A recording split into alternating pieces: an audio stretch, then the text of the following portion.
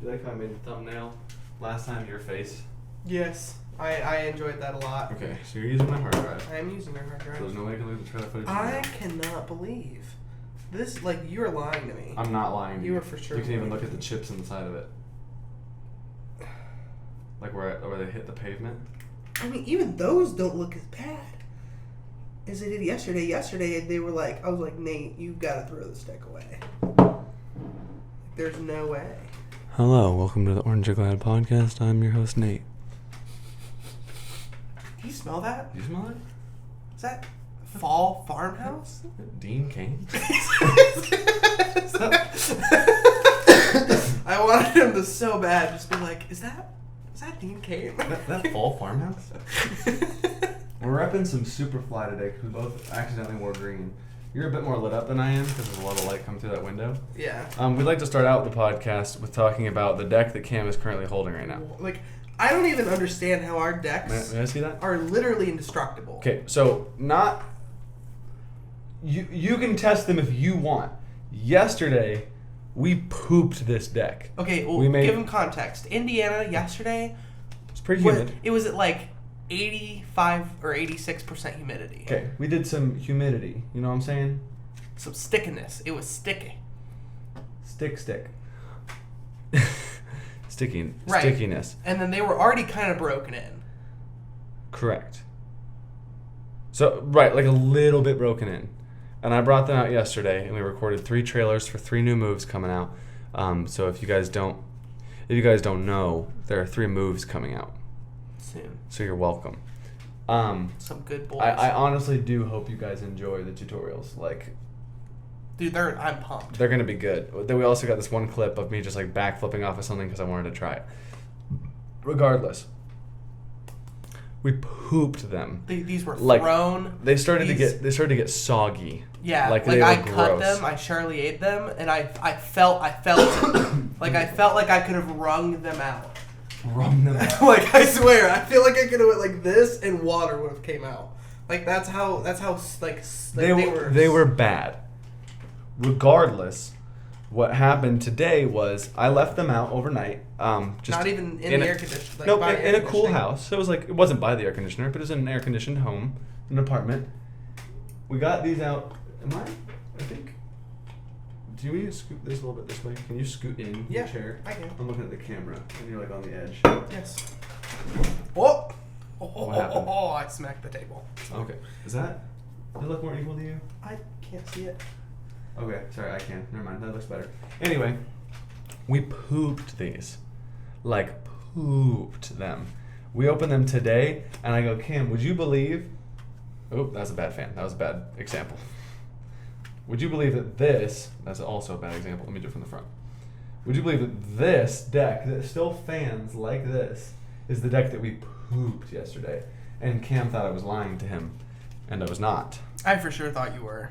There are a bunch of dents and divots in them. Like, they hold up. Regardless if if it's your favorite design or not, if you need a deck to practice with and play with and beat up and leave it out for a day and it's fine, pick up some OPC decks. I think we should be more focused on letting people know how durable they are. Yeah, like I have no words. Like, people still reach out to us from time to time and go, oh my gosh, I can't believe my deck is still holding up. And I'm like, oh really, it's lasted that long? And I haven't really tested it myself. Well, I mean, we kind of have, like, the Peelers V1 that, like, I've had open since, like, the beginning. Right, but that's, like, the only one. Like, my boxes are, like, destroyed. Well, there's that Squeezers deck over there that's, like, water damaged. Right. Like, it's not sweaty. Well, like, it's actually bad. I have this V1 that, like, look at this box. Like, the side, like, the whole side is, like, ripping off. A little bit of wear and like, tear. But, like, I mean, they look like this. They don't, like, compare these to the ones that you're holding. Like, these are, like, I mean, these still do the thing. I mean, they still, that was awful. They still spread. See, look at that. Wow. Like, and this is, like, I think one of the first V1 decks I ever opened. Like, this is not a recent open. No? But, yeah, anyways. How are you, Nate? I'm good. Where do I start? I spent a lot more time in the Word lately. The one Okay. thing that I haven't done in a while that I did last night was like, and I really liked it actually. It was weird, which it should make sense now that I say it out loud. But I actually read my Bible instead of like went to verses to like pick out stuff and try to like learn it and journal about it. You just just- like read it. Just like a good book. Just to read. Yeah. And I was like, oh, like there's I'll look it up so I don't butcher it. But there's part of scripture.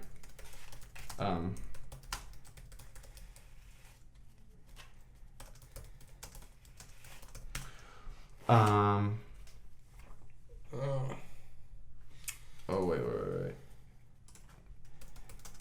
Sorry, I'm trying to find this.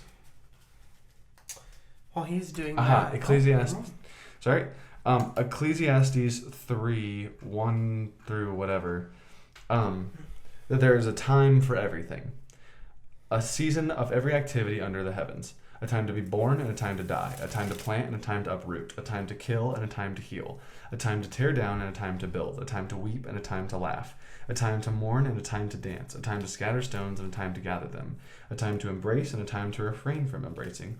A time to search and a time to give up. A time to keep and a time to throw away. A time to tear and a time to mend. A time to be silent and a time to speak. A time to love and a time to hate. A time of war and a time for peace. That's 1 through 8. Wow. And so what I was thinking was, like, how do I put it? There's Like, time for everything. right. And I make it like an assignment to be like, oh, well, I probably need to be journaling right now. Or I probably need to be doing this. And it's like, if there's time for everything, then we don't need to be anxious and rushing things. Like kind of what we did yesterday. Like yesterday we were like, we're doing these 3. And then whatever we don't get to today, it will be done tomorrow. Or if it doesn't get done, we don't need to worry about it because now we're here. We're doing the podcast and whatever. Right. Like that is God affirming, like, hey, you're fine. Like I am sustaining you. You're not the one who keeps yourself alive all the time. Like technically we eat and drink, but like tomorrow I may not wake up. Right. Well, I think it's also like us being college students doing this. Like, I mean, we put a lot of time into this, even just outside the time that we like give ourselves to do this stuff. Mm-hmm. So like doing this full time, doing school, and then trying to have friends, and like do other extracurricular things. And so run it back. There's a time for everything. Which means that there's also a time. I'm guessing it says here in where is it? A time to be silent and a time to speak. And then there's, I forget where, there must be.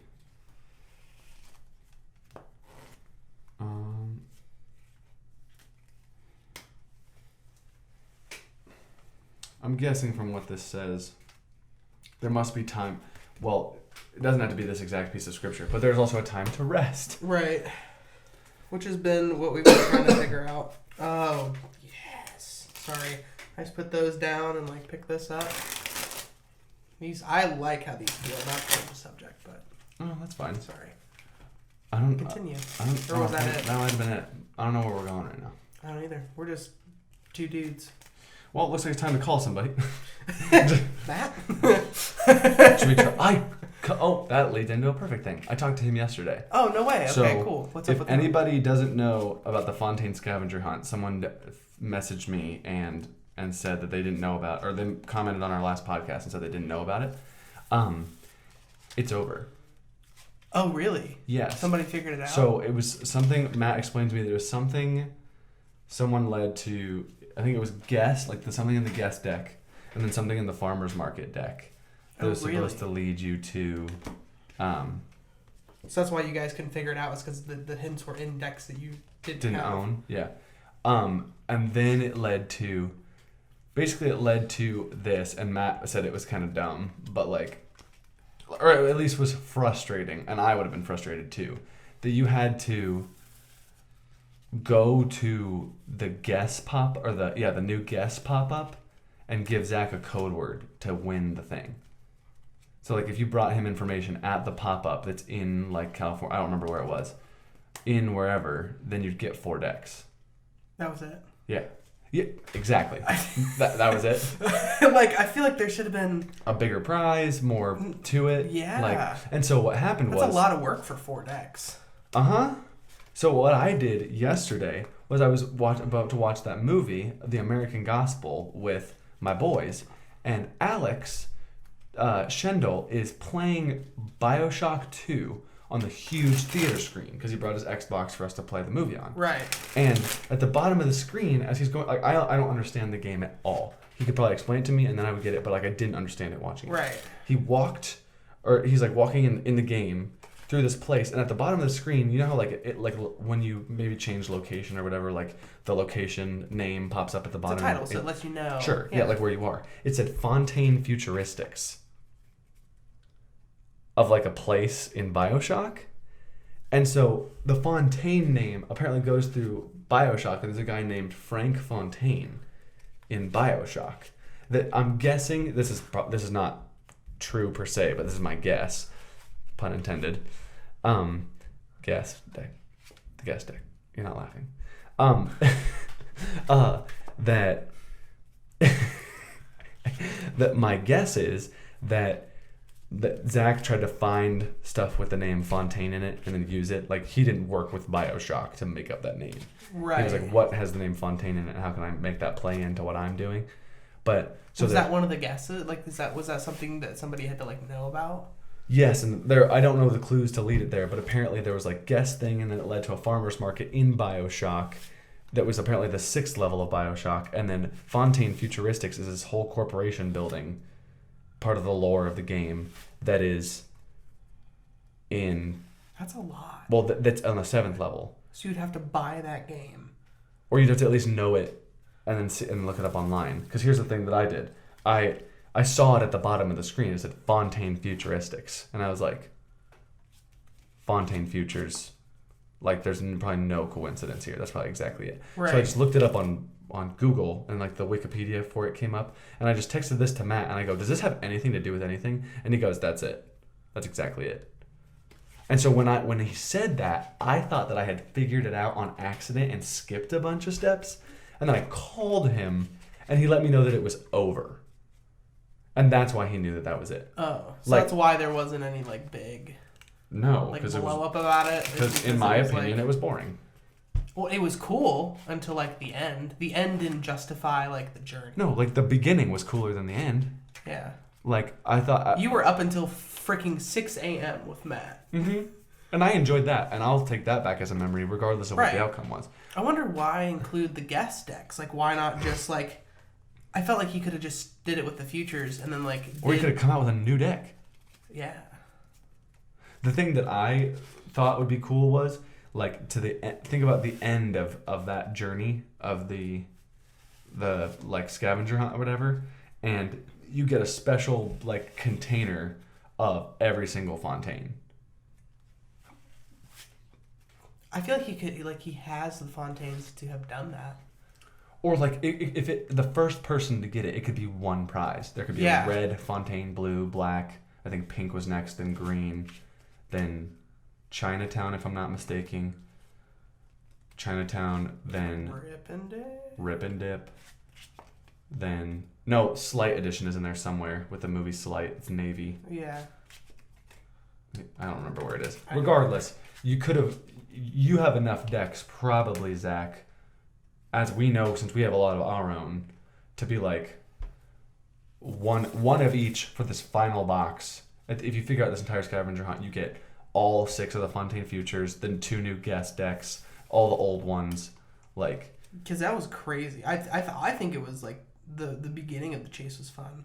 Well, like it was a cool build up, but you went like this on your build up, and then it kind of sagged. Like the high point was in the middle. You gotta have your high point at the end. If you have dips up and downs in the middle, that's fine. But the end has to be the highest point. Right.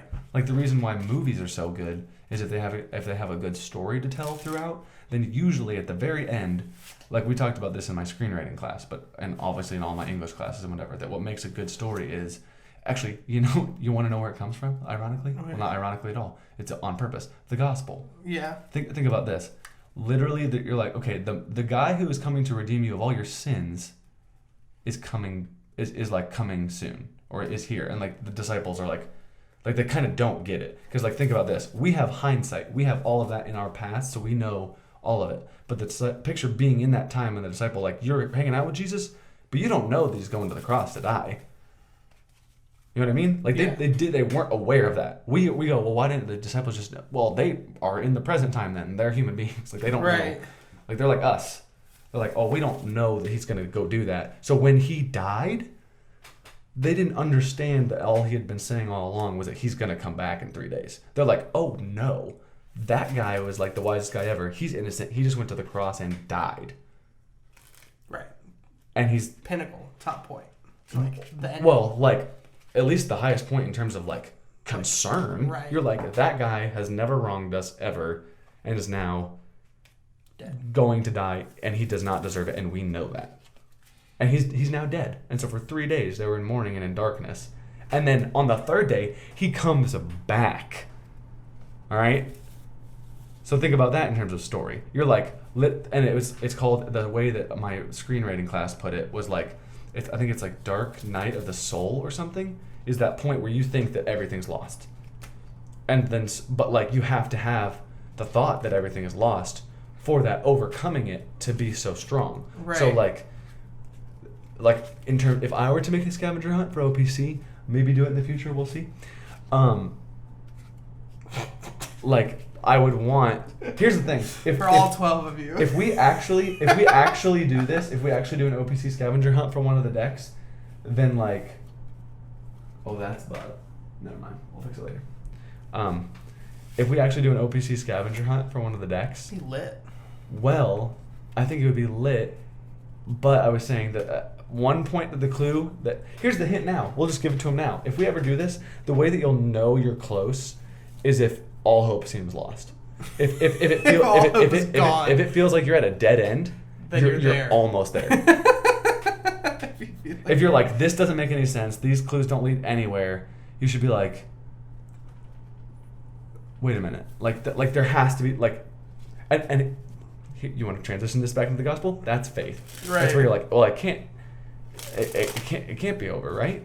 It can't be. And then when all hope seems lost, you find it, or it comes back. Yeah. I think we should start a scavenger hunt and not tell people. And make it better. You just. Well, like. I was like, you kind of just and yeah.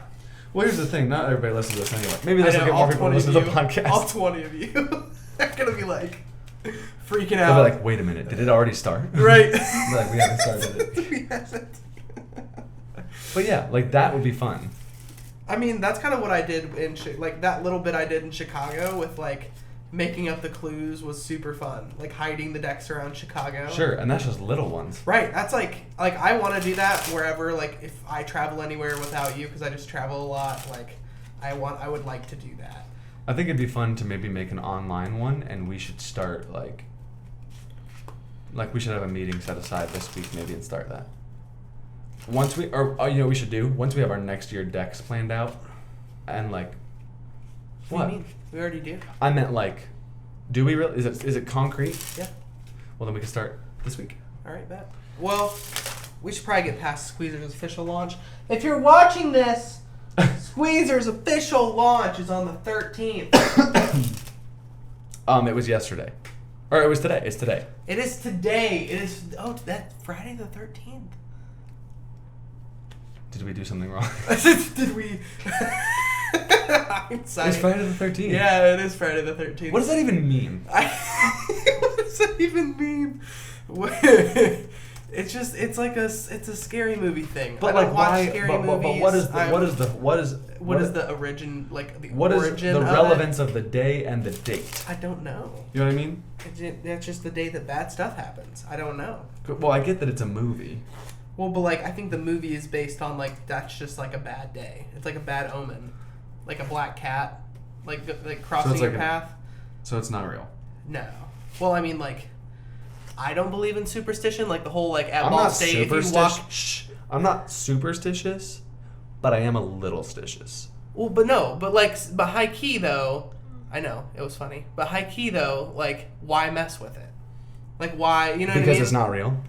But like, Because just in case. Like why? Like because if you can walk under the bell tower or walk around the bell tower, it's an extra like 5 steps. Why not just do it?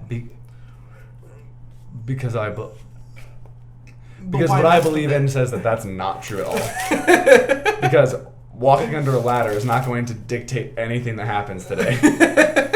Like you can definitely believe that, and then you'll start freaking out over it. But like nothing, like it will make no difference. Yeah. Because technically, I could go like you could break it down to anything. You'd be like, oh, it's 7 years of bad luck. Okay, what does bad luck even mean? True. What does that mean? And if I get 7 years of bad luck from walking under a ladder or whatever, like what if I just go inside and hide for 7 years?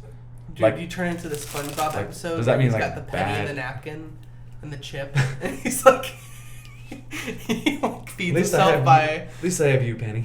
I was just thinking like, here's what was actually funny though, because okay, here's why you should not believe in superstition. Okay. Because then you start to freak out about it, and that's not what you should do. That should not rule your life. Right. Because the stars. I just realized I've walked under the bell tower a ton of times, and I'm not graduating in 4 years.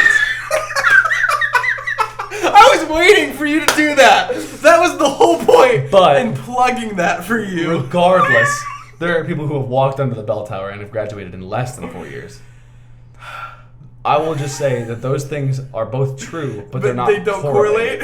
Okay.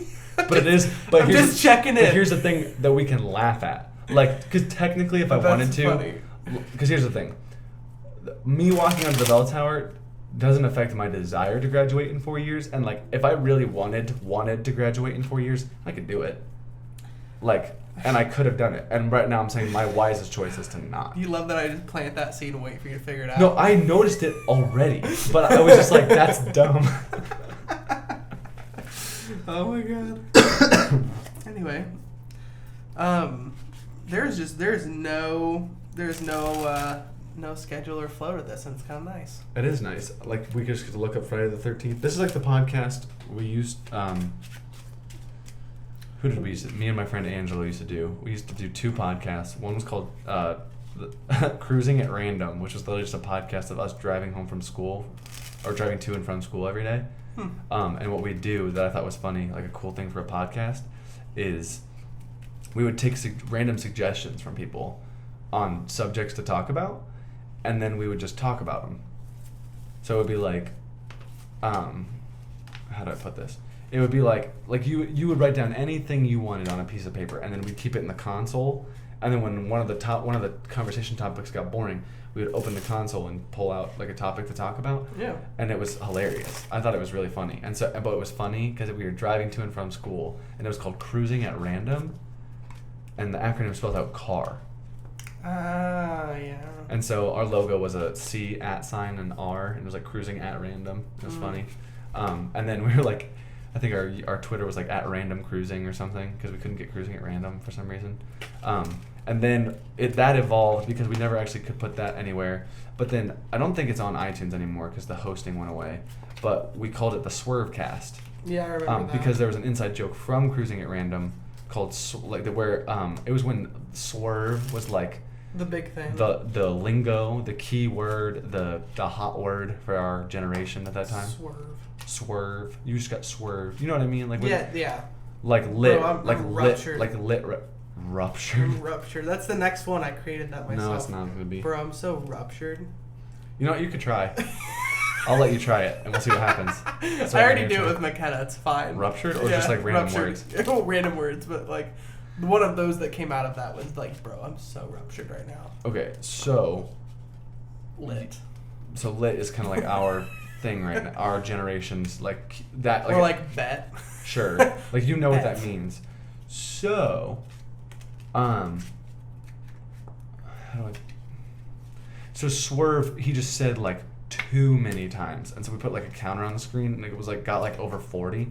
So then we just called it the Swervecast. And you know that like yellow hazard sign of like it like a car swerving, but it's like one person in the we just cloned I don't know how he edited it, because he edited it, but it was like that picture, and then the person who's in the driver's seat, that we put like a person in the passenger seat, so it was 2 people in that car instead of 1, right? And then we just called it the Swervecast. and then we basically did the same thing and talked about random topics for an hour. And I kind of miss that. I mean, I don't miss it in... I don't know how to put it. Like, I don't miss it. Like, I wouldn't go back to it, per se. But you're just like, oh. But it's a fond memory. It's a good time. So, Angelo, if you're listening, my birthday brother, he's exactly a year older than me. He'll probably never listen to this. I love you. Never listen to this. Yeah, dude, that's awesome. Yeah, because I remember you telling me kind of about that. But on the topic of random topics, I read a message this morning that somebody wanted us to talk about on the podcast about like the whole Cardamundi USPC thing, and like if that affects us and like our thoughts on it. Like Cardamundi buying USPCC, changing their name. Like, I don't know if it will. Like, I don't know what yours and Cardamundi's gonna do. Like, nobody does. I guess more info to come. I guess we're on good terms with yours, so. Yeah, I mean, like, we love, like, both of them, but, like, I think it's also, like, I think they were also, like, wanting our thoughts on it, and, like, maybe, like... Who was wanting our thoughts? Our people, or just yours? Somebody that messaged us, like, a fan. A friend. One of our OPC seedlings. I don't like seedlings. I don't either. I said it and I don't like it. What did we say at the first place? What we need something to like call, because I don't like calling them fans, because I feel like that like. But I also we're all about not putting ourselves on a pedestal. So like. Okay, here's the thing. Saying that you have fans is not putting yourself on a pedestal. Right. We have fans of what we do. Right. I have friends that are fans of what we do. Right. It's how we treat the people that are fans of us. True. Like, I am a fan of... The Joe Bros. No. I am? What is that supposed to mean? It means no, I'm not a fan. Jonas Brothers, if you're listening to this. Jonas Brothers, if you're listening, I liked your old stuff. I liked your old stuff a lot. Hollywood, one of my favorite songs by you. What you're doing now, I'm not particularly a fan of, but that's okay. You don't need me as a fan. There's a video of them on stage, like, singing, and somebody, like, handed them a CD case for them to sign, and they're singing, and, like, they pass the CD around, like, during a song. That's pretty dope. And, like, Nick is, like, playing the guitar, right? And signing it? Yeah, so he literally, like, Joe just puts the pen in his mouth and he like sucks with his mouth. It's hilarious. That's pretty funny. It was really Am I a fan of their music now? Not per se, but that doesn't mean I'm not a fan. Okay, I guess I'm not. I can just say I'm not a fan of their music now. I don't necessarily have to be not fans of them. Yeah. But anyway, yeah, we've talked about how like calling our fans, like our fan group, our fan base. But do we want to turn into those YouTubers that do that? I don't know. I don't know if we're like, you know what I mean? I think it'd be fun if it was a good one, but like if we can't figure out. If it's a funny one where we don't take it that seriously, I want to. I want them to be people before they're like. I want not people like Sam Gordon. Right.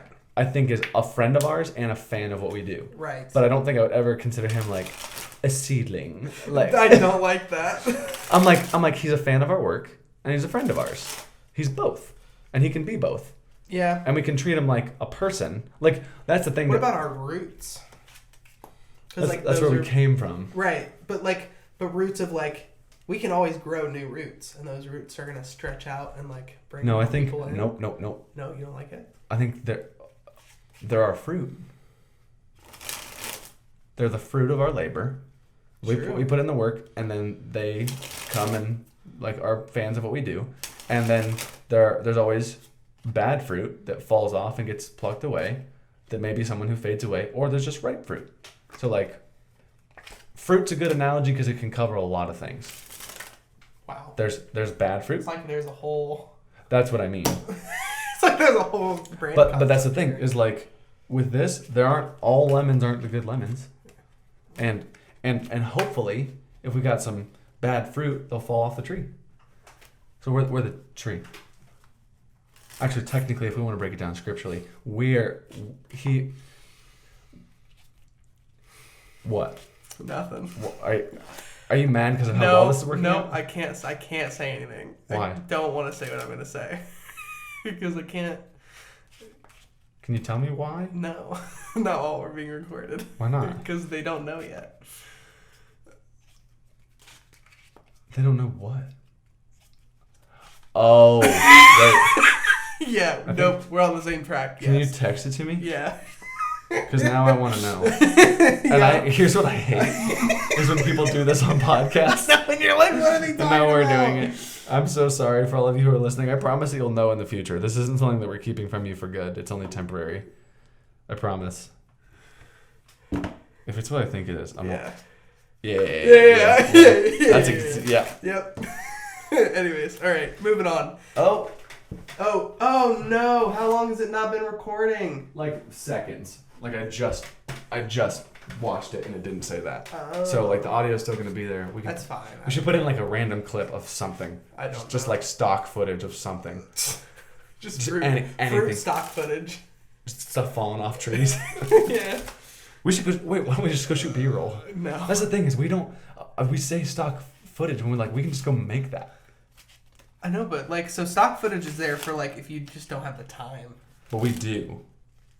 That's what we've talked about. Okay, so what is that? Okay. I want you to break that down for me. Please tell me what that is. I like how these fan too. Okay, so what? It's Biz. What?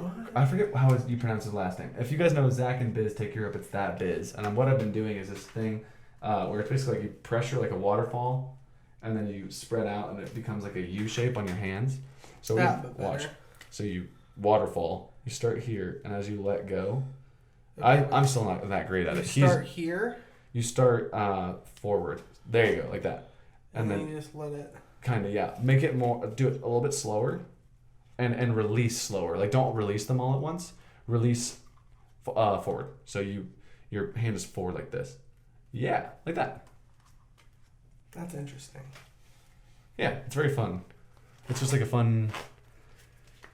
I don't know what it is exactly. It's just a fun move to do. Fun little knacky thing. Fun little nagga. We have also not put any Q&A up for this one as well. Now, It's fine. wait, hold on. Happens. Now, what we need to start saying is, okay, so that can be part of our thing on Sundays. Is on Sundays we can throw a Q&A up. I don't think we need to do a Q&A for this one. Yeah. Because here's the thing, we get the same questions a lot. We do get the same questions. And we answer them a lot, and then the podcasts all become the same. I think we should maybe save like a... We could do like a segment where... How long have we been going right now? We've been going for like 33 minutes. Then maybe at the 50 mark, we can just go live for 10 minutes. I mean, yeah, we can do that too. And just take questions. Ooh. What do...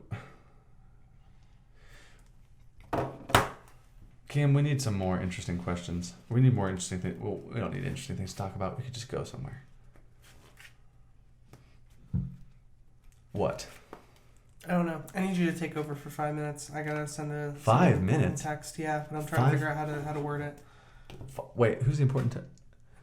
Why? Oh. Why does an important text need to be sent? Oh, because I forgot to the other day.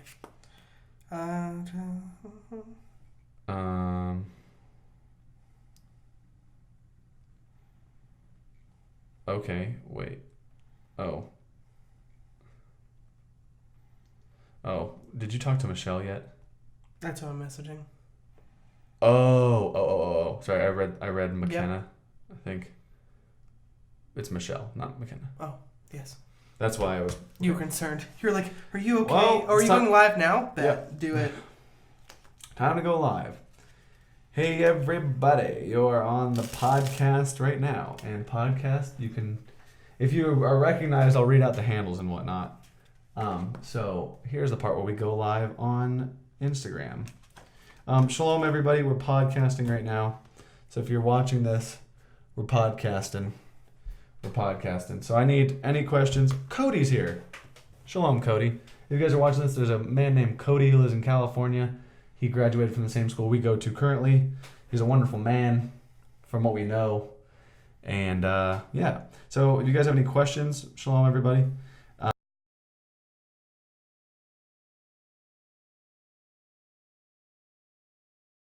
So sorry, new. I'm the worst, and I accidentally pressed down the space bar, so he lost like a second of audio.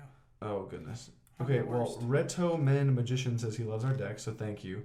Austin, we did not read the interview. Austin, is it okay if we read the interview on the podcast?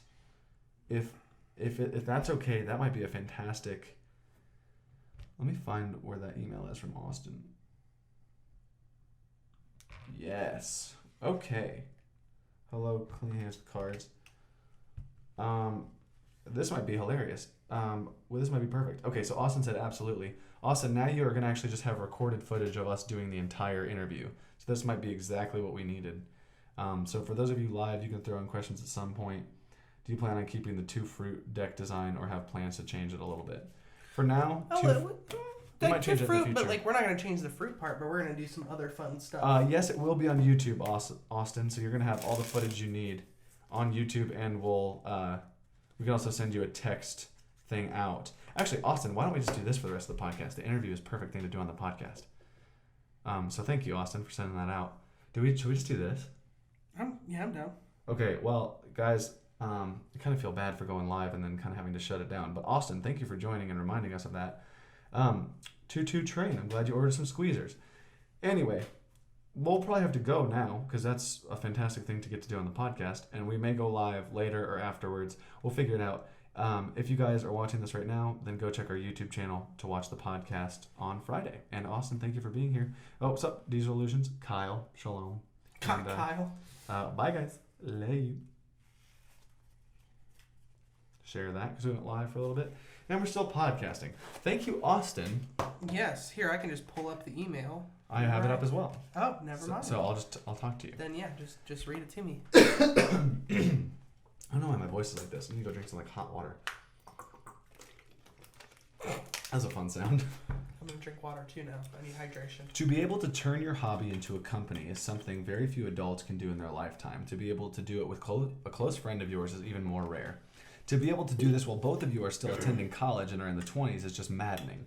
Nathan Lex and Cameron Toner are 2 college students who combine their skills of cardistry, charisma, and cinematography into making the company known as Organic Playing Cards. Today I'm asking the two questions on how it is they are able to compete for the wallets of consumers while also trying to help out in any way they can. So guys, the first and most obvious questions I have for you two is how you met and what you first thought of each other. Have both of you been into playing cards for quite some time, or did one of you introduce the other to it at first? So we met... You never remember, honey. You never remember how we met. We basically met online on Instagram. No. Yes, it is. No. Then tell me what it is. So we... Not in person, but no, you messaged me on Instagram. No, I messaged you on Facebook because I saw that you were in the Accelerate. I saw you were in the Accelerate Facebook group. Sorry, you messaged me online. Right. And then you read it and you never replied. And I was like, I'm gonna not talk to this guy unless I meet him in person, and then I will talk to him. Uh-huh. What? It's funny from my perspective because you just read it and then I just know nothing. You didn't reply. Well, I'm like. Here's I was the thing, like, okay. Here's the thing I thought. I'm like, one, I'll be honest, I thought you were kind of scary at first. I thought you were like, because weirdo. The picture was like you like throwing fire.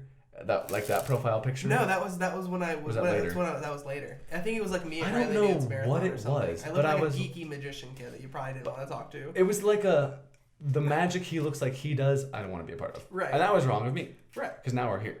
Wow. But then I met you in person, and I was like, oh, okay, he's not weird. The guy that we're both thinking of right now. And yep. Yeah. Is that? Yeah. Nope. Just anyways. He's a. I should say this. He's a good friend of ours, but I don't agree with the way he does his magic. Right. Okay. As a person, I don't know him that well. The way he does his magic, I don't particularly agree with. That's all I can say to be truth and just matter of fact. But anyway, we met online, in some way, shape, or form, or he messaged me. Then we met in person. I was like, oh, like I could hang out with this guy. Because everyone was talking about, at our orientation, everybody was talking about the other one. Right, and I was the other one. Yeah, that's what I'm saying. Like, I'm saying one. To you, they were talking about me, and to me, they were talking about you. Right.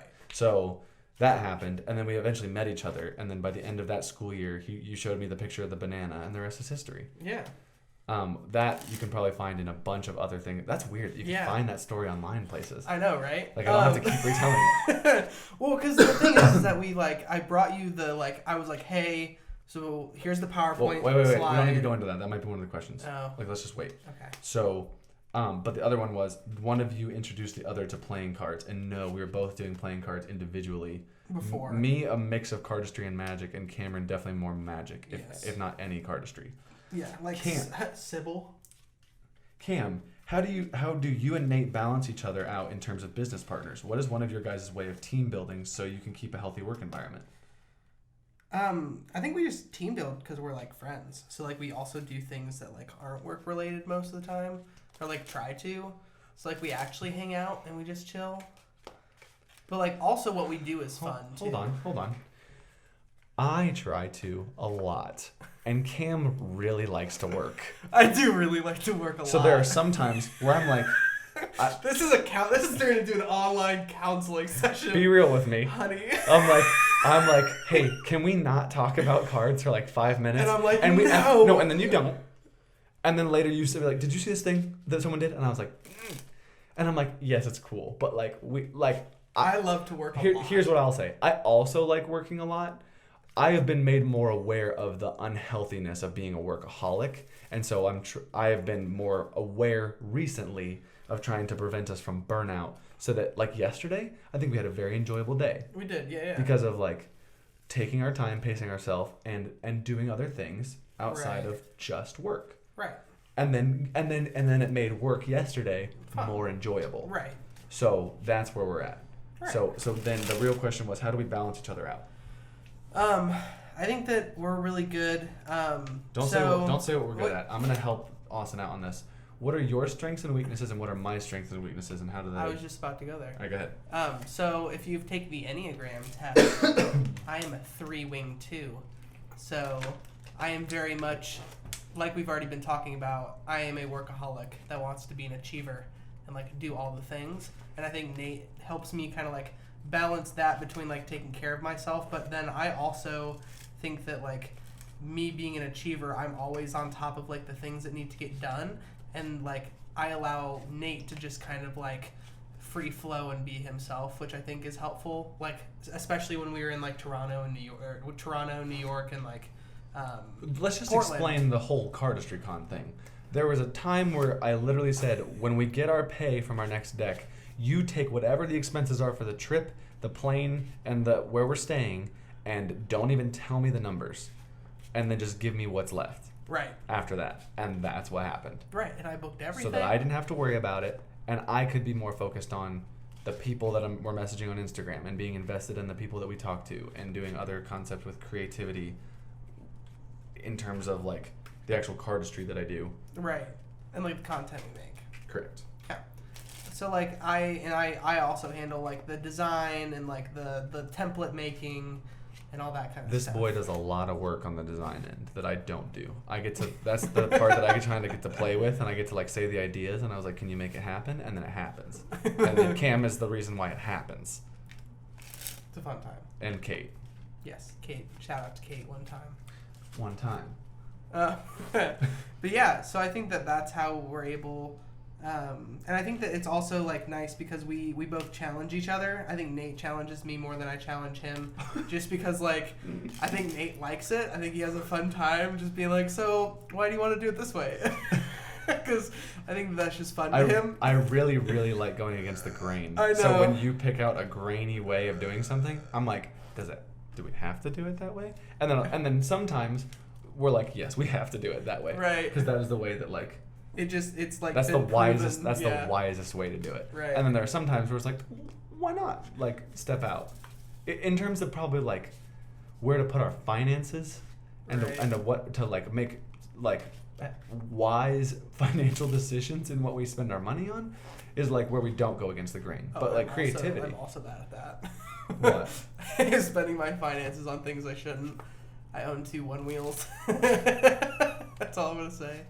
But anyways, yeah, no, I think that, like, it's nice that we're friends because, like, at the end of the day, we can, like, no matter how frustrated or upset we get with each other, like, we come back and we're like, hey, like, we're best friends. I love you. Let's figure this out. Like, but we also aren't afraid to like call the other out on their bowl. Like, hey, so like, no, like you with one of the decks that's coming up, you were like, nope. You're like, there are 3 ways we can do this that you're showing me. Those 2 are no. It's this one for sure. But here's the thing: make it happen. Cam probably hates it in the moment because of how difficult. I do. How difficult I'm being. Oh yeah. And then later you're like, and I'm so upset. Because I'm like the freaking Snackers pink and red. When I got them in my hands, I was upset. You're like, because you were right. I was like, these do look really good like this. But it's those hard decisions, and then later I'm like, it's that like, grab my hand, trust me. Right. And I do the same thing to you too. Right. So next question. That one conversation we had at the kitchen table. I think you need to stop and start that There's again. no way.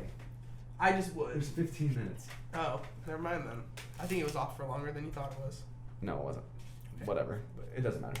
Anyway, the talk we had at the kitchen table where we were just not on the same page for like 10 minutes, and then something clicked, and I was like, yeah, because we were discussing a half brick box idea, and I was like, Nate, that's not possible. Oh, I was using the wrong word. The idea I had in my head was correct, but the word I was using was causing some problems. The noun you were using, like you were calling it something else. Right. And I was like, and no. There's like no way that can happen. And I'm like, what do you mean it can't happen? Because you're like, you can see it. And I can you see pulled up a picture, and then I was like, and you're like, you mean a this? And you're like, yeah. I was like, that's what I was saying. And you're like, no, you weren't. No. But you're like, but we could do that. Right.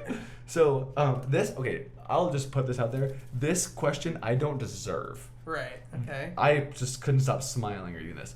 Nate, when it comes to cardistry, you have been a huge influence for many young cardists just starting out. How long have you been practicing cardistry, and how did you find out about it? I'll try to make this short and sweet because this doesn't need a whole long story. Been doing it for. I also noticed that's our northern accent. We don't say for, we say fur. I've been doing this for about. That's funny. That's an accent thing. I've been doing this for about over 6 years. I know this because my friend showed me these videos on the 4th of July in 2013, and the reason why I know it's 2013 and 4th of July is because it was the 4th of July. Like, it was a date that it made, like, it was remembered anyway. My friend Ethan showed me Andre Jick's Cardistry Uncut and Zach Mueller's Uncraven video, and I was like, I want to learn that really, really bad. And then I basically just didn't stop no matter how many times I dropped the cards, because I was like, I just want it. I want to learn this. And then Now You See Me came out like that October, I think, and that like solidified the magic that I was learning at that time, but also cardistry of like, oh, I'm going to continue to do this. And I think that potentially without that movie being there, it could have been like one of those phases in my life where I pick it up for a little bit and then drop it. Although I might not have, I don't know. But I think it definitely was an impactful thing on my journey. And then later on, I ended up meeting Blake Voigt and fooling him with a trick that has not come out to this day, regardless. So yes, people, if you're watching this and you have not done cardistry yet, I would love for you to start, and I would love for you to watch tutorial videos, and I would love to teach you myself. Like, I have had so much joy teaching my friend Cam, my roommate Cam, different cardistry things, and it's like I love it. So it's wonderful. He's also a good teacher because I learned a lot. Because like I didn't do as much of it before I met you, so. And now you've learned a bunch of new moves. Yeah. Guys, I want to, if that ever becomes an actual profession, maybe I'll make it the first one. I don't know. We'll see. What made you want to create a card company in the first place? Since you guys are so young in the industry, what has been the biggest help for you in terms of learning the hard way? Have any other card creators given you any advice you have taken to heart? Okay, so let's break that down. That's like 3 questions. What made you create a card company in the first place? We didn't.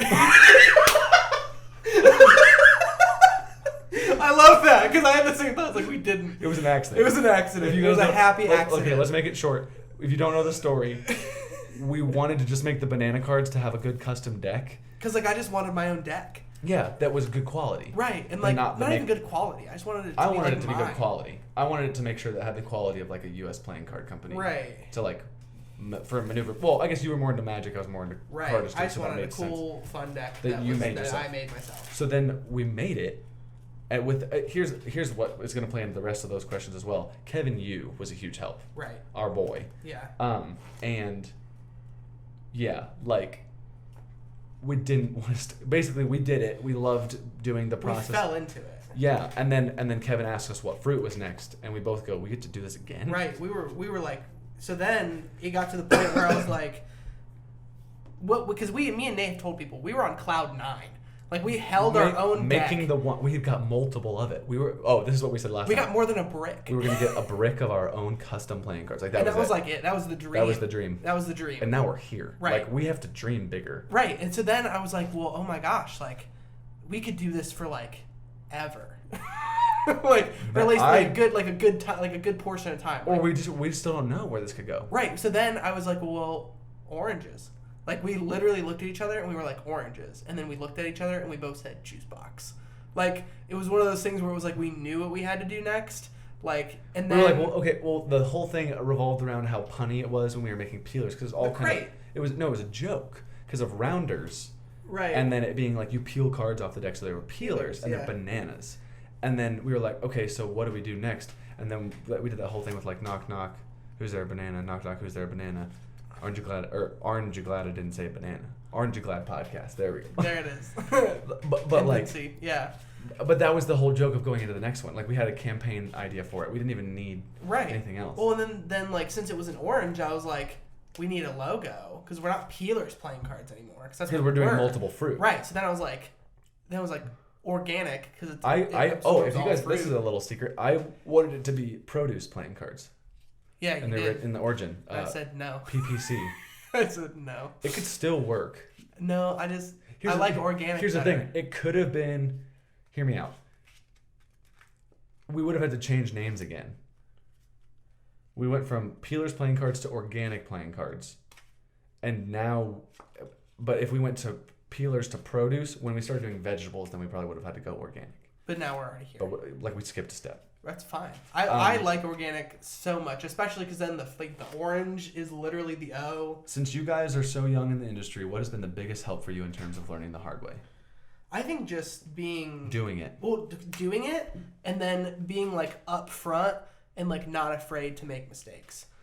Like here's the thing about being transparent with your mistakes. If you're afraid to make mistakes, you won't go anywhere. Right. Well, and it's upsetting and when it's you make scary. mistakes. Yeah, it is a vulnerable place of like you're putting yourself out there for the world to criticize. Right. And so now we still make this. Here's a tip for all you young guys, or at least not lack of experience guys who maybe haven't put out multiple decks. Like, we're still messing up. We're still messing up, and we still get scared of things to do next, and we still worry about what other people think, and I wish we could do that less. Yeah. Well, but like every deck we're learning though. Like every deck we learn something new to like apply to the next one. But I want to take bigger jumps and bigger risks, and sometimes the budget doesn't allow for the risks that I would like to take. But like we'll eventually get there. See, I have a different perception on that. And if you guys end up passing us with this advice, be kind to me, please. Yeah. Sorry, I just spit a lot. You did. You just. Whatever the budget is, honestly, sometimes if you have a really good idea, screw the budget. Say we're gonna maybe like take a risk with this, and if you really think it's gonna work, take that risk. Like, take it, because sometimes like we go, oh well, we can't put this out because we don't have the budget. Instead of just taking the risk because it's a really cool idea, like we just. But then you also find out what works and doesn't work. We took a risk with the merchandise. We did, and then that didn't work. And that didn't work out for now, and hopefully we can do it later because I still want to do it. But that might end up taking another risk again with the merchandise. Right. And then it failing. But I think that like if you stop trying, that's when you lose. Right. Because I wrote that down somewhere. Like once you stop trying to do it, that's when you actually fail because you've given up and you've determined what your fate is because you didn't try again. Right. Like Thomas Edison. It probably sucked making 10,000 light bulbs or ways to make a light bulb, and then he finally got it. Like, do you know how satisfying that must be to like finally get it after 10,000 tries? Right. And you're like, oh my gosh, it works. Right. After that long. So like, try it. If you fail, like, one, if it's a cool idea in your head, please just try it, because there might be other, like, do you know how many people still probably think the fruit's a dumb idea, but we're going to continue to make them. Well, and the thing too is that like when we did that with peelers, like we invested $60 in a prototype, started up an Instagram, and didn't care. Like we were just like, we're gonna try it. Yeah. There's no risk. And then what happened was a pretty big guy in the card community was like, I don't even want it to fail, so I'm gonna make sure it happens. Right. And we're like, oh. Right. So last question on that is, biggest help from learning the hard way is like literally just do it, and experience is one of your best teachers. Have any other card creators given you any advice that you have taken to heart? Kevin still to this day is just like a very functional advice giver in terms of the market and actual sales of cards. Right. But in terms of card creation, pretty much all the creators that we've met are like, keep doing your idea because no one else is doing your idea. Right. Well, and like the other thing too is that like I don't even know if it's advice that I've gotten from card creators. It's just advice that I've gotten in general. Is like one of the things that I go to, especially with design, is like we have to go crazy. I'll let you just start. 4 minutes. Just do it now. I don't want to do it now. Just do it now. Do it now. Oh.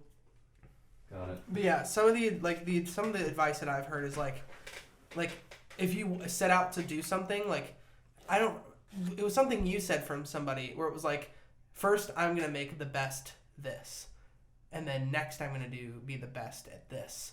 Like it's who was it? Like what? I heard it from somebody. It was like, first I'm gonna make the best this. It's like for us, it's like first we are gonna make the best playing cards.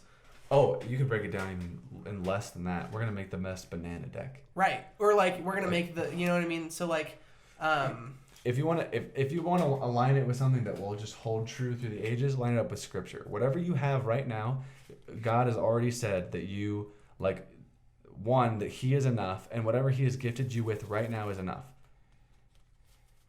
It's enough. So like,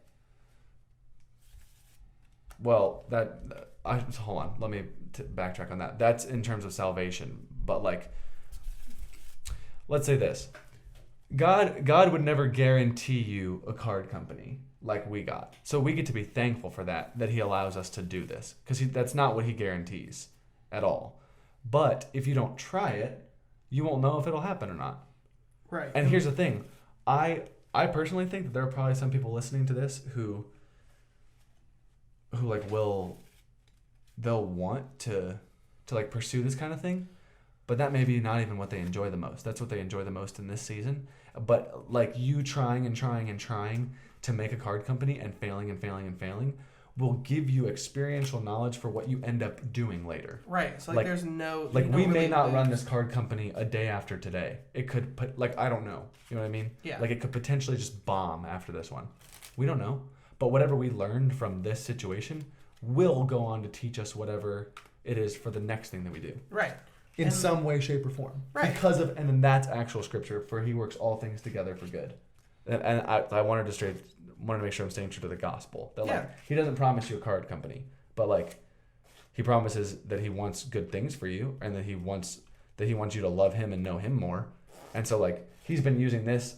It's weird. He's been using a card company to draw me closer to Him, and for me at least, this is a weird piece of wisdom out of nowhere. But like, if this all ended tomorrow, God is still God. God is still sovereign, and I would have to be I might be upset with it, but that doesn't mean that He loves me any less, and that doesn't mean that He doesn't want any more good things for me, because that's my idea of what I want, not His. So like, one, try it, unless it involves sinning and like stepping on other people and hurting. A lot of how we got where we got was, one, by the grace of God, and two, like making friends and establishing relationships with other people instead of just like using them for what they had. Well, not taking setbacks like the end of the world. You know what I mean? Like like not losing all hope. Like think about this: you've probably scraped your arm in the past, or your knee, or whatever. Are you still here? And are you okay? Okay, you may have a little scar, but like now you maybe know. The example I always kept using was like, if you touch the stove and it's hot, like you know now. Probably don't do that. Well, even that, but like even if somebody's already done the idea that you have, like you can still do it. you just have to do it better or crazier. There's more questions. I know. This is a long podcast. This is gonna be a good one. This is a good one. I kind of like these more, where they're not as an established time and we just have stuff to actually do. You guys have various outlets on Instagram, YouTube, and other social media sites for all the aspects that make up organic playing cards and the people who work for it. Do you feel that running all these accounts and keeping them what? The people that work for it. Like Sorry. that work for organic playing cards? Yeah. Like us? Yeah. This is weird? Yeah. Do you feel that running all these accounts and keeping them up to date can be a hassle and overwhelming sometimes? 100% absolutely. Yes. If so, how do you find time to relax and unwind? Turn it off. There are times where I literally have just thrown my phone into my room and left it on the bed and walked outside. Yeah. Like, please don't just do cards with your whole life. Like, cards can be a part of your life, and it's a fun part of your life. But don't let that be the whole thing. Right. Like, please go outside and enjoy the gift of sunshine. I literally just, before you got here, before I even started journaling, I went and sat on the electric box in the sun for just 5 minutes. Yeah. And it was so nice. And the thing that we get overworked with, and it's a lie from the devil, is that we won't be okay if we stop and sit for 5 minutes. Because you totally will. Yeah. Promise. If you're feeling like you're going to have a panic attack or an anxiety attack, don't let anybody tell you. You can just stand still for 5 minutes and someone's asking you, be like, hey, I just need some space right now. I need to breathe. There's nothing wrong with you. Hopefully there's nothing wrong with that person that's bothering you. But if you just say like, hey, I need some space, that's not a bad thing to say. And you're not loving anybody any less by saying like, hey, to love you better potentially, to like be in better relationship with you potentially, just give me 5 minutes to just breathe. And let me come. Remember that time we were at the Airbnb in Toronto, and I'm like, I'm not tired of you. I'm just tired. Right, and then you were like, I'm gonna go hang out in a park. And I literally just sat in the park and listened to some music for like 5 minutes. And I came back and I was like, how are you doing? Like, I'm fine. Or like the first day of Cardistry-Con when we got back at like midnight and we were sitting. Me and Nate literally got back to the hostel. We ordered burgers. And we literally sat down at a table together. We sat across from each other for like 30 minutes? So yeah, 30 minutes. We didn't say a word to each other. It was like we didn't say anything. Like, we're not going to talk to each other. There was no word said at all. We both sat down. We both kind of just knew. We were like, I need a minute. I just need to exist with you. I can't talk to you right now. Yeah. Okay, next question. So, well, there's more parts to that question. Oh, jeez. I guess it is sometimes a hassle. Know this. We love all of you. Don't, especially running multiple social media accounts. One thing that has really helped us this semester: schedule out time to do it, and like, be like, these are 2 hours where I'm just doing the social media stuff, and it has given me so much more freedom and so much more like it is actual wisdom to like unplug yourself but be wise in setting aside time to do it. Like, some of my most anxious days have been trying to answer every single DM we get, like, just throughout the day, instead of being like, I have an hour and there's nothing else I have to do at all. I don't have to do homework. I don't have to sleep. I don't have to read. I don't have to do anything else but answer DMs right now. It sounds absurd, kind of. But that's just how you work. Like, for me, I could go throughout my whole day and I'm not anxious about it. I'll just look at my phone and be like, oh, hey, we have 5 DMs. I have like 20 minutes. Like, I'll just respond to them like in 10 minutes real quick. Like, it's not one of those things where I feel anxious that I have to check it all the time. For me, you might. And for me, I feel like it's an assignment sometimes. Right. So I'm like, if I don't answer all of these people right now, then they're gonna think you're gonna think I don't care. I'm the worst. Right, which is not a healthy mindset to be in. No. So I'm like, I'm gonna schedule some time out to be like, and then sometimes where I'm feeling fine, like I'll just answer a couple because I can. But most of the time now, especially with everything that I have going on in my life, I just set aside time to do it. Right. So schedule time for unwinding, and also give yourself an hour in a day where you don't have any assignments.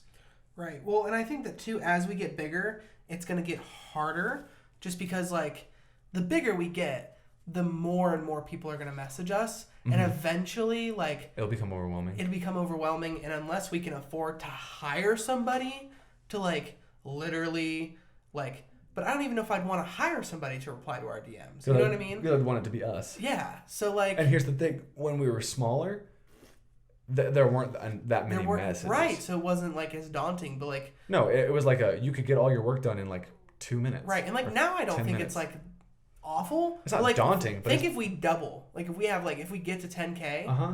Like... It's at least time consuming. Right. Like, and I think that Orbit did this a while ago. Like, they started, like, scheduling time to do this kind of thing. Right. And I think he's doing it full time now. So there's probably like hours throughout his day where he just answers DMs and emails. Right. So schedule some time, or sometimes give yourself a whole day. Get all your work done in 6 days. And this is biblical. Take a 7th day. Don't have anything planned. Just wake up and do your day. Yeah. don't have anything planned out. Now, if you want to like plan stuff with like friends to do on that free day, then like at least don't make it like a boring thing. Like or enjoy. Like a taxing thing. Yeah, like don't make it like just more relaxing. homework. Like schedule time aside to do anything you want to do that day. Like To do you. Just some space from like the rest of whatever you do. Next question. How long is this? We're in 1 hour and 5. Good. I want this to be long. I don't care. I don't care. I don't care. Being a student myself, I find that finding time to keep up with everything that isn't school to be quite challenging. I can only imagine what it would be like to run a company as well as you two have. How do you find a healthy balance between the two? Do students or teachers ever recognize your company, and if they have do students or teachers ever recognize your company, and have they bought products from you guys? Students, yes. Students, yes, 100%. Oh, and Ben, I think, bought some of our cards. Okay, and so like a couple of maybe our instructors and our teachers, Yeah, because professors. it's like what we're doing. So they do recognize. It's not like we're not like famous on our campus or anything. No. But Which is like awesome. But yeah, that was kind of sad. but our friend groups, at least, like my friend group, I'm guessing your friend group as well, are very supportive of what we do, and they're like, oh, like I some of my favorite things are seeing my actual like friends who are here post on their Instagram story when like it's a different thing when like the people who have supported you in general post it like. Something about organic, like when McKenna posted Right. on our story It's about still, our deck. Yes, and for other people who post who do cards, it's just as special in the amount that you care about it. Sometimes even more because they understand it and care about it more. It's cool to us because it's people who aren't involved in cards at all, taking the time out of their day to post something card related that like people who normally wouldn't mess with cards posting Like, stuff about it. And like It's not so much more. It's not better in any way. It's just different. It's different and more recognizable, so it sticks out. Right. And so I'm like, oh, like that's cool. Like that, my friends. I know my friend Havana, Hannah, Alyssa, my friend. Oh, there's another one. I'll get a list together at some point, and I might just shout them out on our story. Usually, I post them to our story as well. Lindsay, I think my friend Zach did at some point. His girlfriend Nicole. His girlfriend Nicole was great.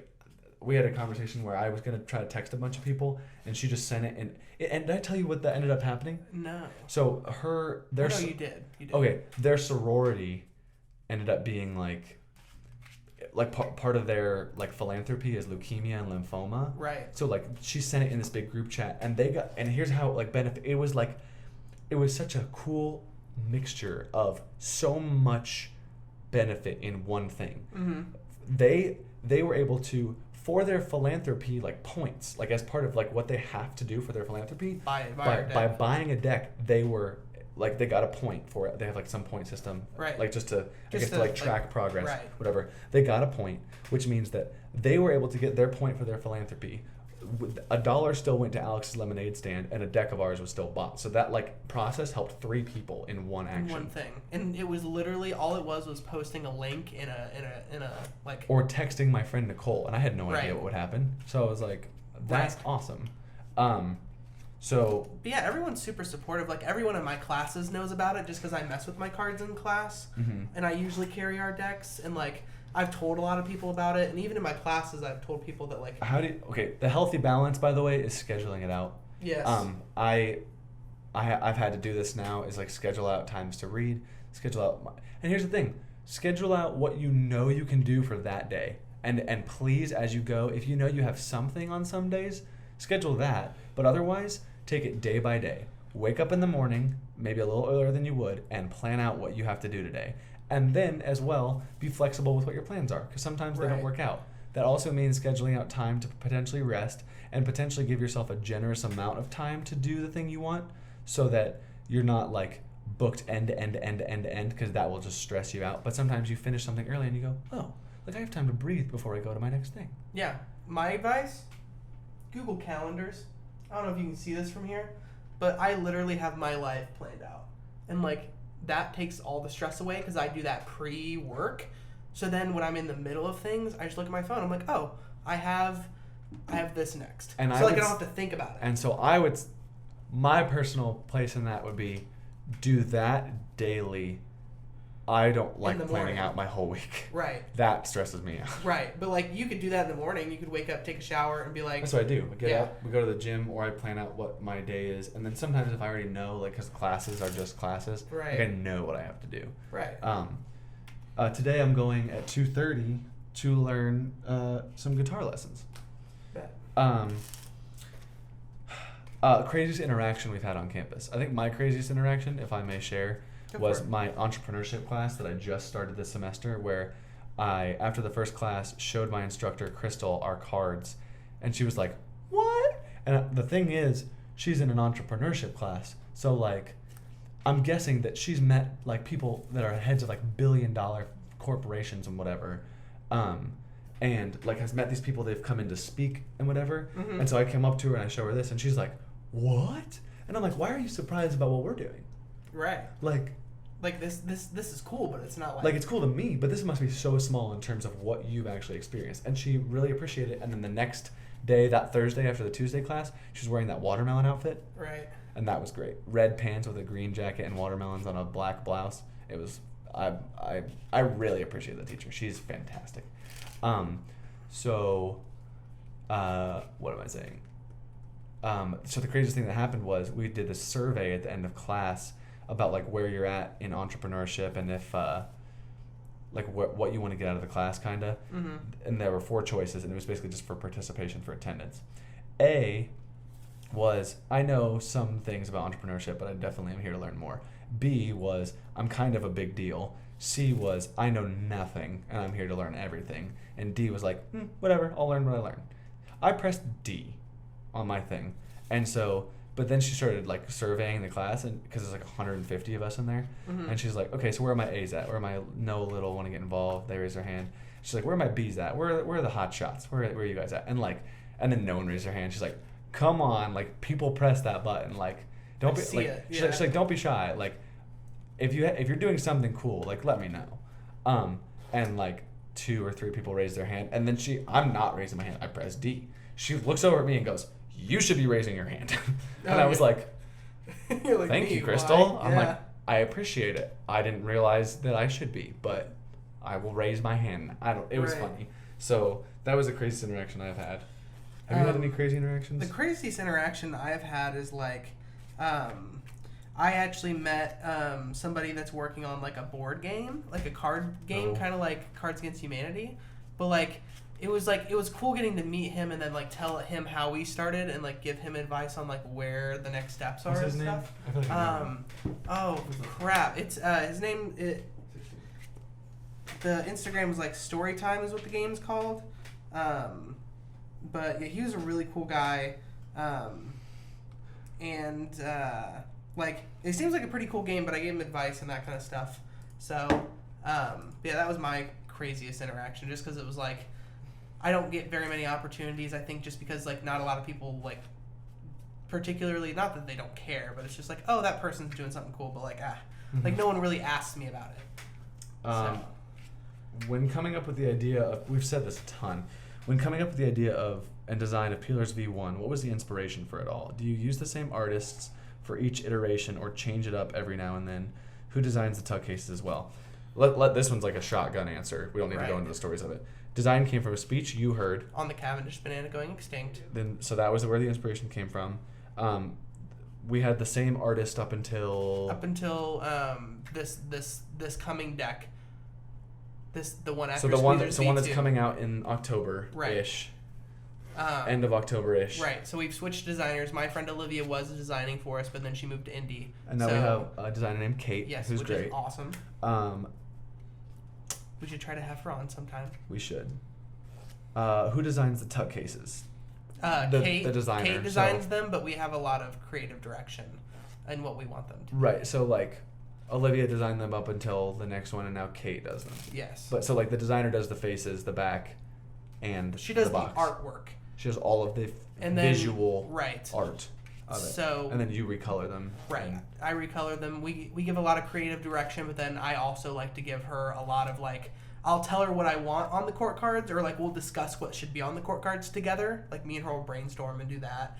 But then I just let her go ham on the core cards. I'm like, this is what I want it to be, but make it as cool as you want and do whatever you want with it. You two are the founders of Organic Playing Cards, but are there other employees in the company? If so, what are the roles of them? Oh my god. That's a weird question. I know. So Kate is technically an employee because we pay her for designs. We pay her on a project-to-project basis. And Kevin is also technically a part owner of Organic Playing Cards. We're founders, but he technically now is a part. About at Snackers, we were we a company? So technically we were it wasn't called a partnership. It was a collaboration. It was a collaboration on so Organic Playing Cards wasn't a technical actual company. It was like a brand name and an Instagram handle we put on and just sold decks off of that until Peelers V2. That's when we officially signed that. Right, and then basically by Snackers, OPC was on the box, and now OPC consists of us two and Kevin. Yes, and then we employ Kate, and then we might need to employ assistant secretary soon if we keep growing how we're growing. Yeah. Probably by December. If you want to send in your app. No, just listen. I think you already have a friend that I would love. Dude, okay, our friend Abby, her name is Abby Badinger. So if you guys know Abby, she wants to work in an office space as a secretary, and I don't meet people like that often, but what she wants to do, her dream, is work in an office and handle emails and everything. Right. And I'm like, Abby, if we get big enough to employ to you, need that, you are the first person I will choose. Because one, I know you'll enjoy your work, and two, it's something that we would need and be useful to us. Right. And then she would like doing it instead of it being I don't want to employ someone who would come in and be like, oh, this sucks. Well, because that's such high turnover. You know what I mean? Because that's a means to an end. They just want to get paid, and then they want to eventually grow into doing something else. But also, and I'm thinking about it from the perspective of they're a human being, and I don't want them to hate it every time they come in to work for us. Right. I would want them to enjoy it. Right. So and she would enjoy it. So why not? Right. So someone who would actually enjoy doing that work, because I wouldn't want someone to hate it. And if they hated it, I would want to hopefully make it better for them if I could. Right. So there are other employees and then whoever, I guess those are technically Raffle Shuffle employees. I'm not going to get into it. Which deck is your favorite out of the series? Peelers V1, 100% color coordination, and it was the first one. Do you plan to keep expanding the aisle of fruits? Have you thought about using vegetables? Have thought about using vegetables. That will come later in time. We're going to keep expanding with fruits until maybe we run out. We maybe need to set an end goal and then do some vegetables and go back to fruit. I don't know. We haven't really talked about that because we're not there yet. We're just going year by year. We're going deck by deck, hopefully. Yeah. Day by day. And at nighttime. Let the sun break, or let my heart break at the skyline. Look up Oli for that song. It's called Day by Day. With the new Squeezers V2, every deck bought donates $1 to Alex's lemonade stand. Let's correct that in case it's not completely clear. Right. Every deck we sell retail from ourself. Well, technically, so every deck we sell. Retail. So let's give them clarity. Right. Every deck that we sell, $1 will be given. If we wholesale a bunch of decks and then it's resold from a vendor or a shop, then 30 cents goes to it, which is why we wanted to sell all of them ourselves so that every single dollar, the most amount of money, could go to the foundation. Right. And unfortunately, we're not projected to be able to, but even wholesaling, I've done the math. Alex's lemonade stand is still getting around $4,000. So it's not as big if I'm gonna put my money where my mouth is. If whatever we don't make, I might take out of my cut and just push it to 5,000. Well, that, or we could just use that to go still see. You know what I mean? I might do both. Yeah. That's what I'm saying. It's we have another deck coming out, and I'm still somewhat dependent on my parents for loans for school and income. So if this is a thing that I'm really doing with myself, then I would rather it be I'll get whatever the end of it is. I'll get the last bit of it. So our goal that we set was to do 5,000. So if we don't reach it, I'll still go see them probably, and I'll still probably make sure we get to 5,000. Yeah. An organization which helps combat pediatric cancer. How did this collaboration come to be? It literally came to be because we thought. We instantly, once we did Squeezers V1, we were lemons next. Did it have to do with anything with my old lemonade deck design? Do you remember that? No, that was it didn't have anything to do with that. But I think after we got these and we held these in our hands, you were like, okay, so we should do there's this really old deck. If you guys ever wanted to make my childhood dream come true, I always wanted to make a deck with like a glass of lemonade in the same pattern that we did, but a hot pink back. Picture like Peeler's V2 married with Squeezer's V2, but it's a glass of lemonade with a tiny little umbrella in the straw in it, and a tiny little umbrella in the glass. If you guys want to do some fan art and actually make the deck for me, like you'd literally make the child in me like a dream come true, because that's the deck that I wanted to make. Like when I first started wanted to make a custom deck. Right, and then so after we made. So then, when we, this. I don't remember where I heard of Alex's lemonade stand, but I was like, well, so you know what it was? What? It was. We were trying to get our own deck printed. So like with bananas, we were reaching out to like Dole and whatever, and it was like we were looking for funding for our deck. Right. So we thought that potentially for the Squeezers V2 that they would help us fund it to raise awareness for it. And I don't think that's. I think that's where I was at, regardless. Okay. And I think that we wanted potentially funding from them to help like then donate them more money, so they would like take something out of their foundation to then like get some back. Right. They would like take a risk with whatever the outcome is to then gain more money back into their foundation, and then them potentially help us. And then when we actually did it, we didn't need any of their help funding it at all, and now we're just able to just give to them. Right. So the idea was to hopefully get the deck made for me originally, and now we're at a place where the deck's getting made and we can just give it to them, so it's better. Well, because at that point we had Kevin, so I think because we automatically knew after orange juice that we were like we're gonna do lemons next. Like we knew that was the Squeezers V2 was gonna be a thing. Are you guys planning on making more collaborations with other charitable foundations? Yes. Maybe not with every deck, but we're working on wise ways to do it, and hopefully the bigger we get, the more often we can do it. Yes. So that we could like. Because we still want it to be special. We don't want it to be like. Well, it still would be special every time, but I'm saying that like. Here's the issue that we have, and it's not a fun thing to address all the time, but like, I have to stay alive to then go do that for other foundations. Right. So like I at least I have to have the means to live. Right. If I have shelter, food, and water, I don't need a grand house or whatever. I don't need like extravagant food, and I don't need like Voss water. But like if you guys can get me enough money to have Kroger or water that comes out of my tap that's clean that I can drink, food that I can eat on my table, and then a roof over my head, regardless of what size that is, then I can sustain. Then my life will be sustained to go do it. Right. So like that and is. We're not there yet. No, but like hopefully that can be get there. A place to where I'm like, okay, I have enough money to live off of, so the rest of my work can be spent then giving. Right. But I can't give if I'm not alive. Right. So I have to be kept alive. Was that all the? Nope. We're doing one more take. One more. Okay, so last. One more time. We're getting to the end of it. All right. We're getting to also the end of our time of today, but. That's okay. What do we got? Oh, it's great. So Nate. Oh, I'm sorry. Yeah, more charitable. Yes. So Nate, on your cardistry account More Than Paper, you showcase not only your cardistry skills, which are incredible, but also decks from Gemini Playing Card Company. Are there any other decks you use not on Instagram that are from different creators? What has been your favorite so far? One, a lot lately because they send me decks. I post about Gemini stuff, but I have a whole brick over there actually of just decks that I like making content for and just posting with, which I think that I actually have one planned out. Maybe for tomorrow or Wednesday, because the schedule's been off with it. I wanted it to be more fun than it to be like a job, and there are sometimes where Gemini pays me to advertise with decks, so I definitely make sure I post those. But the fun ones I've kind of lost, so I want to get back into doing it for fun. And I did one recently, or that will be put out soon with a GoPro, and the bomb deck from anyone. So I hopefully am getting back more into it for fun, and then it will be like fun to watch, and I'll just enjoy making it rather than like caring about like people seeing it and it being an advertisement. Because I do want to help out, Gemini and whatnot.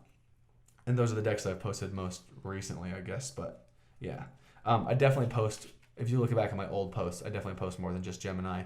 I've currently really liked the Stripe deck from Dealer's Grip.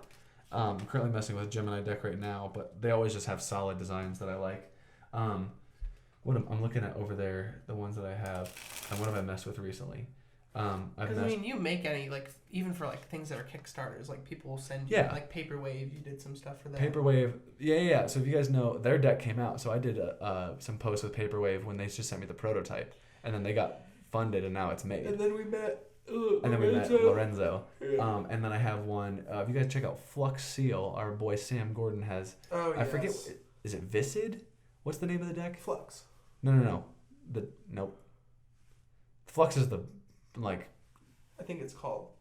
It's not called the Flux deck. I promise. Hold on. I don't remember, but yeah, we need to do some fun stuff. I love those a lot. So anyway, what I was saying is, yes, I do post. What was the original question? Are there any other decks you use now on Instagram? Yes, the Stripe deck for now, and definitely all the creators that I can. If I like the deck, I like the deck. I don't really. Right. I try not to care about the creator. And what's one of my favorite decks? Vert's always makes solid decks. What's one that just has like stuck out to me that I'm like, ooh, I really like that. I've used the Fontaine Polkas. I like that a lot because it's just fun colors. Cardistry Touch makes some fun cards. Those are their boxes and whatnot. What is a deck that I mess with that I'm like? You really like the Cheetah deck. Like Cheetah one was, and that's Gemini again, and I really like that one. But that's just because of the design. That's the thing. It's like it doesn't have to be from the it doesn't matter really the company. I just like the design of them, and Gemini just happens to make a lot of the ones I like. Yeah, I really like the Orbit V7 parallels. Tally hose, just classic tally hose circlebacks. Yeah, are some good ones. What my favorite to use so far? Oh, Adam Borderline's Untitled V1s. The paint on that deck I really like, and just the feel of it. I love that deck. Lastly, I have to ask, guys, where are we going to see another OPC deck coming later this year? If so, any hints? If you're watching this video right now, we have 2 more this year. 2 more. We're doing 5 a year. Hopefully, that is the schedule. We might do 6 next year if we are ahead of schedule. There is one. There is a couple. I'm excited for all of them. No, there's one. That's the extra one that we. There's one that we found out was a fruit that now we have to do at some point. I think that should be next year. We'll figure it out. Anyway, that comes to the end of the interview. Austin, thank you so much for sending this in. It has made some fantastic content on our podcast, and I just appreciate the time spent making it. Yeah. Also, just keep on your radar. The thoughtful questions. I like the fact that a lot of us have some good thought in it. Right. Like and we got some thoughtful answers. But yeah, so the next 2 decks. Visid. VISCID. Visid playing cards. Visid deck by Flux Seal. But the next 2 decks, one will hopefully be coming in late October, and the other one will be coming in the end of the year. I don't know if it'll probably be in December at some point. Yeah. We've already submitted the designs for both of them. Well, one's almost done printing. Yeah, you guys don't know anything. You don't know nothing. We make playing cards. All right, we're gonna cut this off. Right now? Let's do it. We gotta close up shop. We can't just leave the shop open and close. If you are not following us on Instagram, we are Organic Playing Cards on Instagram. We have a Facebook page called Organic Playing Cards.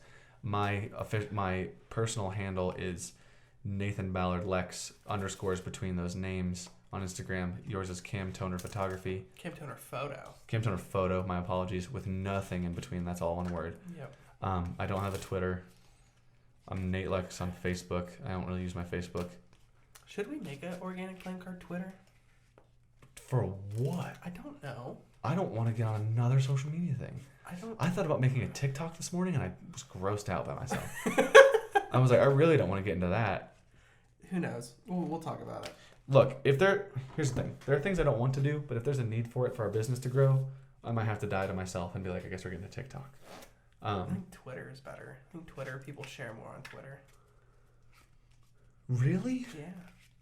Do tweets still blow up? Is that a thing? Yeah, that is a thing. I just don't use Twitter, so I don't know. I don't use Twitter either. What do people use? We were coming that age where we're now old. We've officially reached... Hey, what are all the kids using these days? I just don't care enough anymore. I used to play Jacks down by the soda fountain. No one knows what you're talking about, Grandma. You know how you talk to your grandma. You know, I can talk to your grandma. All right, we love you all. Hey, thank you for listening. Thank you for the time to listen to two fools talk on a podcast about their strange life. Because here's the thing. Reading those questions, like, I kind of get this, I get to see kind of how other people view us sometimes. Which is nice. It is, and it's flattering. I want you guys to know that I still have trouble wiping, so I'm a human being as well. We'll get into that later. We don't have to go extent on that, but I'm just saying that, like, I'm a human being. Like, the last time we talked about on our live, like, that we have relationship issues, and that, like, yeah, we maybe do this playing card thing well, but, like, we have other struggles, and sometimes because of this, we have different struggles than other people. Yeah. Like scheduling out class times. And do you need to go to the post office? Are you going to go to the post office? I'm going to go to the post office. All right. We love you. Thank you for listening. We appreciate the fact that the people who are actually listening to this, I think I appreciate some of our podcast listeners the most because they consume the most amount of content from us, probably. These are long. Uh-huh. And if you listen to this whole thing... Oh, what we should put a little thing at the end, like right here, where like if you heard this, comment this on our Instagram so we know that you listened all the way to the end. I like My those first things. instinct is to be like, I have trouble wiping, but I don't think that's far enough. I don't think that's great. that we may not want to out our viewers. Like I know, yeah. But if you've stayed all the way to the end of this podcast, comment on one of our posts, hopefully our most recent, so we know to see it. Toilet paper. Okay. And we'll know what you mean. Okay. Which is I have trouble wiping, but we don't know that. It'll just be toilet paper. It'll be between us. Our little secret. Dirty little secret because it's toilet paper. You can be my dirty little secret. if only we had like music playing out like that. I know. We should have music playing out of these. It's fine. Okay. All right. Anyway, love you guys. Bye.